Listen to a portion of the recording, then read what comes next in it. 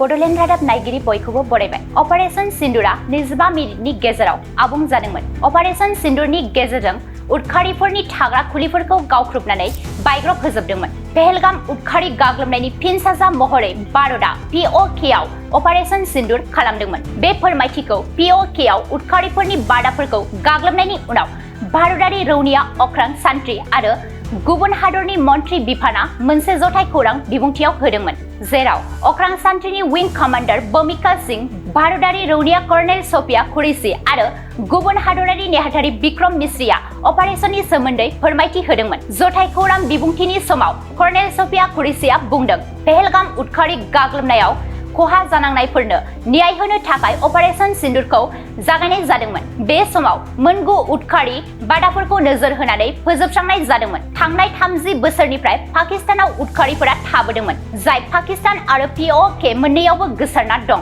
Kernel Safia कुरैशीआ बुंबावदों, POKआव गिबि थांखिया line of कन्ट्रलनिफ्राय 30 kilometre गोजानाव थानाय मुजफ्फराबादनि उदखारिफोरनि सवाय नाला बादामोन। बियो लश्कर-इ-तैयबानि थाखाय मोनसे फोरोंथाय मिरुमोन। 20 अक्ट'बर 2024 मायथाइयाव सनमार्ग, 24 अक्ट'बर 2024 मायथाइयाव गुलमार्ग आरो 22 एप्रिल 2025 मायथाइयाव पहलगामाव गाग्लोबनायाव लोब्बा थानाय उदखारिफोरखौ बेवहाय फोरोंथाय होनाय जादोंमोन। एयारफोर्सनि विं कमान्डार बमिका सिंहआ बुंदों, अपारेशन सिन्दुरनि गेजेरजों गाग्लोबनायखौ फुंनि 1:05 निफ्राय 1:30 गेजेराव खालामनाय जादोंमोन। पहलगाम उदखारि गाग्लोबनायाव खहा जानांनाय सुबुंफोर आरो बिसोरनि नखरफोरनो न्याय होनो थाखाय भारतारि रौनिया हान्जाजों अपारेशन सिन्दुरखौ जागायजेननाय जादोंमोन।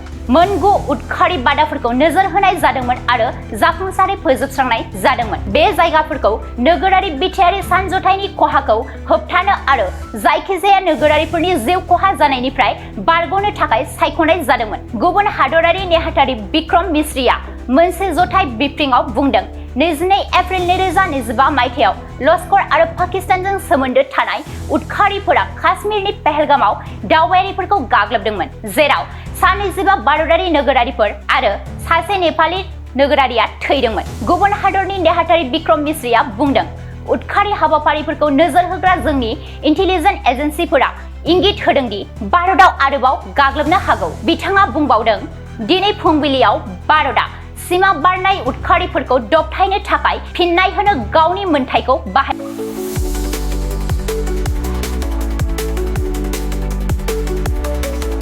क'क्राझारनि CITआव मुं थिसननो गोसो जानाय फरायसाफोरनि थाखाय मोनसे गोजोनथाव रादाब। सेन्ट्रेल इनस्टिट्युट अफ टेक्न'लजि क'क्राझारआ 2025-2026 सोलोंथाइ बोसोरनि थाखाय मुं थिसननायनि एन्ट्रेन्स एग्जाम खुंनो थांगासिनो दङ।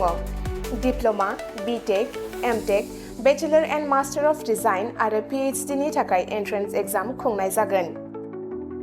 डिप्ल'मा प्रग्रामाव दङ CE, CSE, ECE, FPT, CAI आरो AMT। BTech प्रग्रामाव दङ CE, CSE, ECE, FET आरो IE। MTech प्रग्रामाव दङ WRH, CSC, FET आरो GET। बेचेलर अफ डिजाइन आरो मास्टार अफ डिजाइनआव दङ MCD आरो PhD नि थाखाय CE, CSE, ECE, FET, IE, ME, physics, mathematics, chemistry आरो HSS। बे समाव अनलाइन आर'जलाइ लानाया सोलिगासिनो दङ आरो बियो फैगौ 31 मेसिम थागोन। डिप्ल'मा, BTech आरो MTech नि एन्ट्रेन्स एग्जामखौ फैगौ 8 जुनाव खुंनाय जागोन आरो PhD नि एन्ट्रेन्स एग्जामखौ 15 जुनाव खुंनाय जागोन।